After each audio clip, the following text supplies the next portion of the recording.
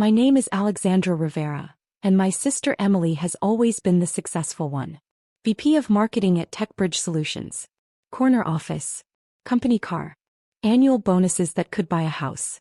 She was the family success story and she never let me forget it. Me. According to Emily, I was playing entrepreneur. Easter dinner at mom's house should have been pleasant. Ham. Potatoes. The good china. 32 family members gathered around tables that spilled from the dining room into the living room. Emily arrived late as always, making an entrance in her designer suit even though it was a Sunday. Sorry. Conference call with Singapore ran long. Everyone nodded appreciatively. Of course Emily was on calls with Singapore. Emily was important. I was already seated wearing jeans and a sweater picking at my salad. Alex. Emily spotted me and her smile turned pitying. Still doing that tech thing? AI development, I said simply. Right. Your little startup. She sat down across from me, wine glass already in hand. How's that going? Still working from your apartment? I have an office now. Oh, how nice. Like a WeWork situation. Something like that. Mom jumped in, ever the peacemaker. Alex has been working so hard. We're very proud. Emily's laugh was light, dismissive. Mom, it's been 5 years? At some point, playing entrepreneur becomes just embarrassing. The word hung in the air. Embarrassing. My cousin Jordan, who worked for Emily at TechBridge, chimed in. Em's right. The startup failure rate is like 90%. Alex, you should really consider applying to real companies. I could get you an interview at TechBridge. Maybe customer support? Entry level. That's generous of you, I said evenly. Uncle Martin joined the conversation. Alex, honey, your sister has built a real career. Maybe it's time to follow her example. Stability. Benefits.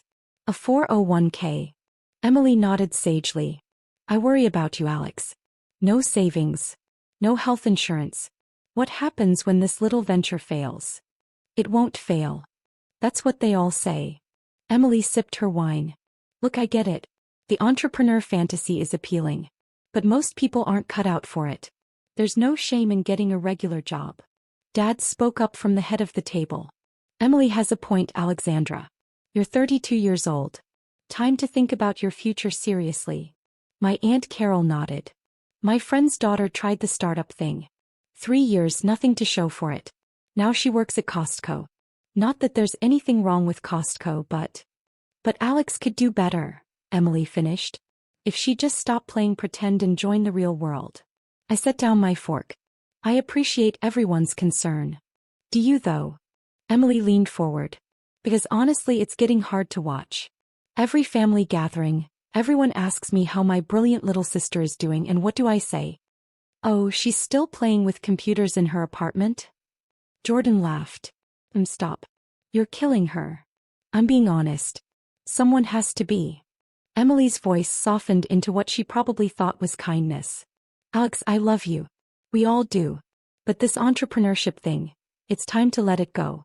Apply to TechBridge. I'll put in a good word. You could start next month. I'll think about it, I lied. Please do. Before you waste any more years on this hobby. I excused myself early, claiming a headache. No one seemed surprised. As I left, I heard Emily telling Mom, she'll come around eventually. Reality always wins. What Emily didn't know, what I'd carefully kept from my entire family, was that I wasn't playing entrepreneur. I was running NeuralEdge AI, one of the fastest growing artificial intelligence companies in the Pacific Northwest. It started 6 years ago when I was working as a data scientist at a logistics company. I watched them manually route thousands of shipments daily, making mistakes that cost millions. I knew AI could optimize it. I built a prototype in 3 months. They rejected it. Too experimental, they said. So I quit and built it myself. I maxed out 4 credit cards. I lived on ramen and slept 4 hours a night. I taught myself advanced machine learning, neural networks, natural language processing. I took every course I could find from Stanford, MIT, Berkeley, all online, all while my family thought I was unemployed. The first client was a small regional delivery company. They paid me $8,000 for a routing optimization system. It increased their efficiency by 34%. They told another company. Then another. Within 18 months, I had 37 clients and $2.1 million in revenue. I hired my first employee, Marcus, a brilliant engineer I'd met at a hackathon. Then 3 more. Then 12. My family never asked for details. Emily was too busy being successful. Mom and Dad were too busy being proud of Emily. Everyone else just assumed I was struggling. I let them believe it. By year 3, Neural Edge had 60 employees and $15 million in revenue. We developed proprietary AI systems for supply chain optimization, predictive maintenance, and demand forecasting. Microsoft Azure featured us as a case study. AWS invited us to speak at their summit. Emily called that week. Hey, I saw some AI company mentioned in TechCrunch. The name sounded like something you'd come up with. Neural Edge? Any relation? Oh, I consulted for them briefly. Well, they're probably going nowhere. Most of these AI startups are just hype. I said nothing. By year 4, we hit $47 million in revenue. Forbes called me for their 30 under 30 list. I declined. Fortune reached out. I declined. I wasn't ready. Last Thanksgiving, Emily gave a toast. I'm grateful for my incredible team at TechBridge for my career, and for being able to set a good example for my little sister, who's still figuring things out. Everyone raised their glasses. I smiled and drank my wine. By year 5, Neural Edge had 340 employees across 3 offices. Our annual revenue hit $89 million.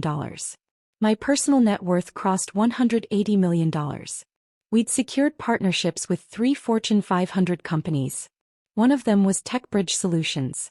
Emily's company had signed a $12 million contract with Neural Edge to implement our AI systems across their marketing automation platform.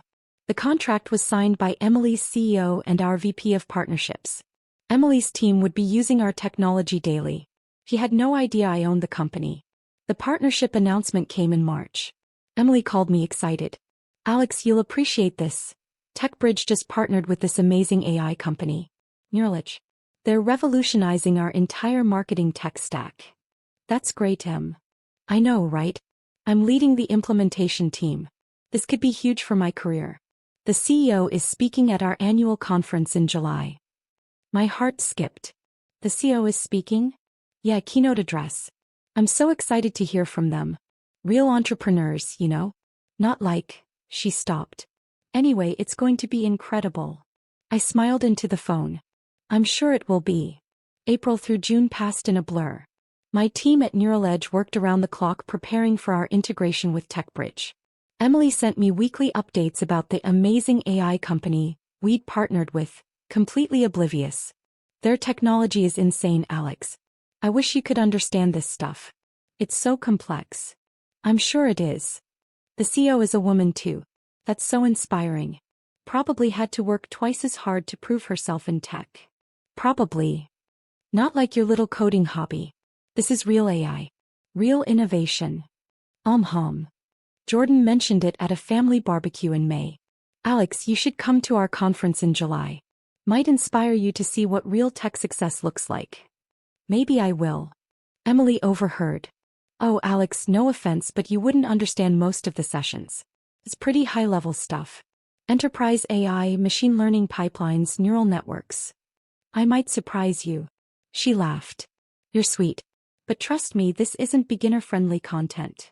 June 15th, TechBridge's conference coordinator called my office.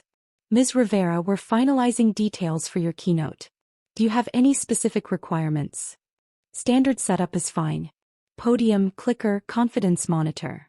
Perfect. And we'll have your company bio in the program. Should we mention the partnership with TechBridge specifically? Absolutely. Make sure it's prominent. Will do. Oh, and just so you know, our VP of Marketing, Emily Rivera, is your point person for the day. She'll meet you backstage. I paused. Emily Rivera is my point person? Yes, ma'am. She's been raving about Neural Edge for months. Very excited to meet you. I'm excited to meet her too. I hung up and sat in silence for a moment. Then I called Marcus, my CTO. Marcus, I need you to keep something confidential. Always, boss. My sister Emily works at TechBridge. She's the VP of Marketing. Wait, your sister who thinks you're unemployed? The same one who called me embarrassing at Easter. Oh, this is going to be good. She has no idea I'm the CEO. She thinks I'm still playing entrepreneur. Marcus laughed so hard he had to mute himself. When he came back, he was still chuckling. Boss, this is the best thing I've heard all year. What are you going to do? I'm going to give the keynote speech exactly as planned. She's going to lose her mind. I know. July 18th arrived hot and clear. TechBridge's annual conference was held at the Seattle Convention Center. 3,000 attendees. Vendors. Breakout sessions. The works. I arrived early through the VIP entrance, accompanied by Marcus and our VP of Partnerships, Linda. The conference coordinator, Beth, met us in the hallway. Ms. Rivera. So wonderful to finally meet you in person. Your team has been incredible to work with. Thank you. Everything looks fantastic. We have you in the green room. Emily Rivera will be here shortly to go over final details. My phone buzzed. A text from Emily in the family group chat. Big day. Keynote speaker arrives in an hour. So nervous and excited. Mom responded, so proud of you, sweetie. Dad, our girl running the show. I pocketed my phone. 10 minutes later, Emily walked into the green room. She was in full power mode. Navy suit. Heels. Tablet in hand. She didn't even look up at first. Ms. Rivera? I'm Emily Rivera, VP of Marketing. I'll be your liaison for. She looked up. Our eyes met. All the color drained from her face. Alex. Hi, Emily. What are you? Why are you? She looked at Beth. There's been a mistake. This is my sister. The keynote speaker is. Beth smiled, confused. This is Alexandra Rivera, CEO of Edge AI. Your keynote speaker. Emily's tablet slipped from her hands. It clattered on the floor.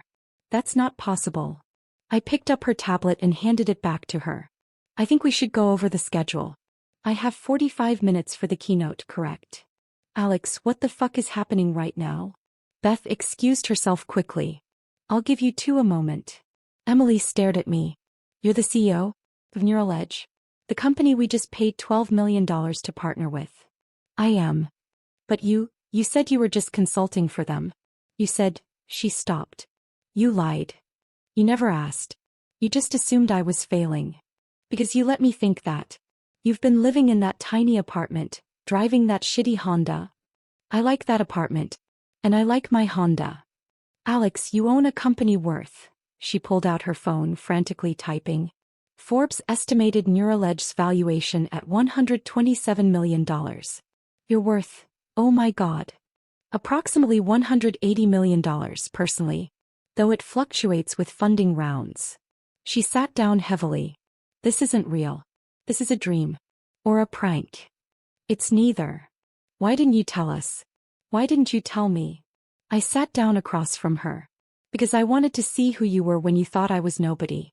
Turns out, you're the kind of person who calls her sister's life's work embarrassing. Emily's face crumpled. Oh God. Easter. I called you embarrassing. You did. In front of the entire family. Alex, I didn't know. No, Emily. You didn't care to know. You never once asked what I was actually building. You never asked to see my work, meet my team, understand my vision. You just assumed I was failing because I didn't measure up to your definition of success. I was trying to help. No, you weren't. You were protecting your ego. As long as I looked like a failure, you got to be the successful one. The moment I become successful too, suddenly it's a problem. A knock on the door.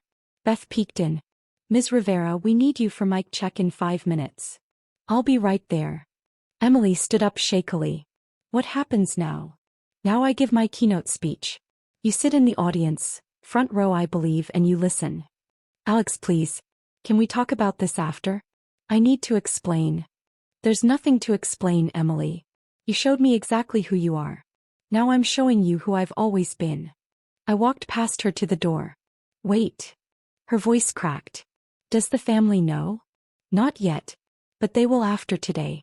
The keynote is being live-streamed. Oh God. I smiled.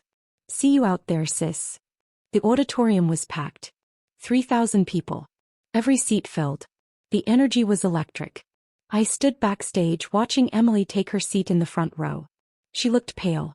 Jordan sat next to her, scrolling through his phone, oblivious. Beth gave me the signal. You're on in 30 seconds, Ms. Rivera. Marcus squeezed my shoulder. Go show them what you've built. The lights dimmed. A voice boomed through the speakers. Ladies and gentlemen, please welcome the CEO of Neural AI, the visionary leader transforming how enterprises leverage artificial intelligence, Forbes 30 Under 30 honoree, and TechBridge strategic AI partner, Alexandra Rivera. The audience erupted in applause. I walked on stage. The spotlight hit me. 3,000 faces turned toward me, including Emily's. Her mouth was slightly open. Her hands frozen mid-clap. Jordan next to her suddenly sat up straighter, leaning forward, squinting. Wait, is that? Emily grabbed his arm. I reached the podium and smiled. Good morning. Before we dive into how Neural is revolutionizing enterprise AI, I want to tell you a story about perception versus reality. The audience settled in. 6 years ago I had an idea. I was working as a data scientist watching companies struggle with manual processes that AI could automate. I built a prototype. My employer rejected it. So I quit my job and built it myself. Murmurs of appreciation. My family thought I was crazy. They told me to get a real job. Apply to established companies. Stop playing entrepreneur. I paused, letting that phrase land. One family member, someone I love very much, called my work embarrassing. Emily's face turned red. That person is sitting in the front row right now. 3,000 heads turned toward Emily. She looked like she wanted to disappear. But here's the thing about being underestimated, I continued, my voice strong. It gives you incredible freedom. When people think you're failing, they stop watching you. They stop questioning you. They stop interfering. And in that space, that quiet, unobserved space, you can build something extraordinary. The audience was silent, hanging on every word. 6 years later, Neural AI has 340 employees. We serve 73 enterprise clients across 14 countries. Our AI systems process 2.3 billion data points daily. We've raised $89 million in funding and generate $127 million in annual revenue. Applause rippled through the room. But the most valuable thing I built wasn't the technology. It was the knowledge of who I am, independent of external validation. My family's doubt became my fuel. Their dismissal became my motivation. Their embarrassment became my strength. I looked directly at Emily. So to the person who called me embarrassing, thank you. You taught me that success isn't about proving people wrong. It's about building something meaningful regardless of who believes in you. The audience erupted in standing ovation. Emily sat frozen, tears streaming down her face. Jordan beside her had his phone out, frantically typing. Probably texting the family group chat. I spent the next 40 minutes presenting Neural AI architecture, our partnership with TechBridge, and our vision for the future of enterprise automation. The audience was engaged, asking brilliant questions, taking notes furiously. Emily didn't move the entire time. She just stared at me, her successful little sister, commanding a stage she could never have imagined me on. When I finished, the applause was deafening. Thank you all. I'll be at booth 47 if anyone wants to discuss partnerships. And to my family watching the live stream, I smiled directly at the camera. Hi Mom. Hi Dad. Surprise. Backstage my phone exploded. 73 texts in the family group chat. Mom, Alexandra. You're the keynote speaker. Dad, is this real? Is this really happening? Aunt Carol, I told my friend's daughter to work at Costco and your daughter owns a $127 million company? Uncle Martin, I told her to get stability and a 401k. I'm never giving advice again. Jordan, I offered her an entry-level job. At her own partner company. Cousin Maria. The live stream has 47,000 viewers and climbing. Alex is trending on LinkedIn. Mom again, why didn't you tell us? I pocketed my phone. Emily appeared in the doorway, mascara streaked down her face. Alex. Emily. That was, she stopped, composing herself. That was the most brilliant keynote I've ever seen. And the most humiliating moment of my life. I'm sorry you feel humiliated. No, you're not. And you shouldn't be. I deserved that. She wiped her eyes. I called you embarrassing. In front of everyone. While you were building this. You did. And I never once asked to see what you were actually doing. I just assumed, Her voice broke. I'm so sorry, Alex. Are you sorry because I succeeded? Or are you sorry because you treated me badly? He thought about it. Both. Is that honest enough? It's a start. I've been texting the team. Everyone wants to know how I didn't know my own sister was our strategic partner's CEO. What did you tell them? The truth. That I was too busy being successful to notice you were too. A conference attendee rushed up. Ms. Rivera, that keynote was incredible. We'd love to discuss implementing Neural Edge at our company. I spent the next 3 hours at our booth taking meetings, signing preliminary partnership agreements, collecting business cards. Emily watched from a distance, fielding questions from TechBridge employees about how she'd landed such an incredible partnership. To her credit, she told them the truth. I didn't land it. Our procurement team did. I had no idea my sister owned the company until an hour ago. That evening, I returned to my hotel suite. Marcus and Linda joined me for a debrief. Boss, we signed 14 new partnership letters of intent today, Linda said, grinning. That keynote was a masterclass. The live stream hit 340,000 views, Marcus added. You're all over tech Twitter. People are calling it the most inspiring keynote of the year. My phone rang. I answered. Hi, Mom. Alexandra Marie Rivera. Mom's voice was shaking. You own a company worth $127 million? Approximately. And you've been letting us think you were struggling for 6 years? You've been assuming I was struggling. I never said I was. Why didn't you tell us? I sat down, suddenly exhausted. Mom, when I told you I was starting a company, what did you say? Silence. You said, that's nice, honey, but maybe keep your job just in case. When I quit my job to do it full-time, Dad said I was being reckless. Emily called it playing entrepreneur. We were worried. No, Mom. You were embarrassed. There's a difference. You were embarrassed that I didn't have a fancy title like Emily. Embarrassed that you couldn't brag about my job at parties. Embarrassed that I didn't fit your definition of success. That's not fair. Mom, Emily told me to stop playing entrepreneur in front of 32 family members at Easter. You said nothing. Dad said nothing. Everyone agreed I was wasting my life. More silence. So I decided to see who you all were when you thought I was failing. And Mom, you failed that test. All of you did. What do you want from us, Alex? Accountability. Real accountability. Not we were just worried. Not we were trying to help. I want you to acknowledge that you valued conventional success over supporting your daughter's dream. And then what? Then maybe we rebuild. But on my terms. With boundaries. With respect. Mom's voice was small. I'm so sorry, baby. I know, Mom. But sorry isn't enough. I need you to understand why what you did was wrong. I do understand. And I'm so proud of you. Your pride doesn't mean much to me right now, Mom. Because I know it's conditional. If my company had failed, you'd still think I was embarrassing. I heard her crying softly. I have to go, Mom.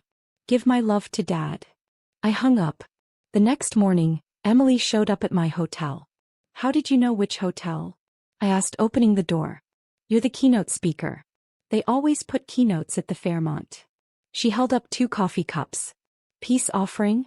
I let her in. We sat on the balcony overlooking Elliott Bay. I've been up all night, Emily said. Reading everything about Neural Edge. Every article, every interview, every case study. Alex, what you've built, it's extraordinary. Thank you. And I've been thinking about Easter. About all the times I dismissed you. She set down her coffee. I was jealous. I looked at her, surprised. Jealous. You took a risk I was too scared to take. You believed in yourself when no one else did. You built something from nothing. She laughed bitterly. I've been climbing the corporate ladder for 10 years, following every rule, doing everything right. And you made your own ladder. A better one. Emily. I'm not finished. I need to say this. She took a breath. I called you embarrassing because deep down I was embarrassed. Embarrassed that my little sister had more courage than me. Embarrassed that you were living your values while I was chasing titles and bonuses. Embarrassed that you didn't need validation from people like me. You're being too hard on yourself. No, I'm being honest. Finally. She looked at me. I spent 6 years convincing everyone you were failing because I needed to believe it. Because if you were succeeding, then what did that say about my choices? We sat in silence watching ferries cross the bay. I don't know how to fix this, Emily finally said. I don't know if I can. Do you want to? More than anything. But not because you're successful now. Because I miss my sister. The real one. The one who believed in impossible things and made them happen. She's still here. Is she? After everything I said, after how I treated you, Alex, I wouldn't forgive me. Good thing it's not up to you then. She laughed, tears in her eyes. Can I ask you something? Sure. When did you know you'd succeed? I thought about it. The moment I stopped needing you to believe I would. Success became inevitable when I stopped measuring it by your standards. God, I really was terrible, wasn't I? You were human. Flawed. Like everyone else. But you weren't scared. Oh, I was terrified. Every single day. But I was more afraid of becoming someone who gave up their dreams to make other people comfortable. Emily nodded slowly. That's exactly what I did, isn't it? Gave up my dreams for comfort. Did you have dreams? Once. I wanted to start a sustainable fashion company. Design clothes that didn't destroy the planet. She laughed. But Mom and Dad said fashion was too risky. So I got an MBA and a safe corporate job instead. It's not too late. I'm 35 years old, Alex. I have a mortgage, car payments, responsibilities. I started at 32 with credit card debt and a dream. You're 3 years older with actual resources and business experience. The only thing stopping you is fear. She stared at me. Are you seriously giving me entrepreneurship advice right now? After I spent years telling you to get a real job. I'm giving my sister advice. That's different. Emily started crying again. I don't deserve you. Probably not. But you're stuck with me anyway. Over the next 2 weeks, the fallout continued. The family group chat imploded with apologies, justifications, and shocked reactions. Uncle Martin admitted he'd been catastrophically wrong. Aunt Carol sent a 5-page email apologizing for comparing me to her friend's daughter who worked at Costco. Jordan sent a formal apology and asked if he could transfer to Neural Edge. I declined. He needed to learn at TechBridge first. Dad called and cried. Actual tears. I told my daughter to be realistic when she was building a $127 million company. I'm the world's worst father. You're not the worst, I said. Just misguided. Can I take you to dinner? Please? I need to understand what I missed. We had dinner the following week. He asked genuine questions. What problems was I solving? How did the technology work? What was my vision for the company? For the first time in 6 years he saw me. Really saw me. Mom took longer. She was embarrassed, truly embarrassed, about how she treated me. She started reading books about supporting unconventional success. She joined a parenting group for parents of entrepreneurs. I'm trying to understand, she said when she finally called. Why you needed to test us. Why you couldn't just tell us. Because telling you wouldn't have shown me who you were. Actions show character. Words just show intention. And what did our actions show you? That your love was conditional. That your support depended on conventional markers of success. That you valued appearances over substance. That's harsh. That's honest. She was quiet for a long moment. You're right. And I'm sorry. Really, truly sorry. I know, Mom. Can you forgive me? I'm working on it. 3 months later, Emily quit her job at TechBridge.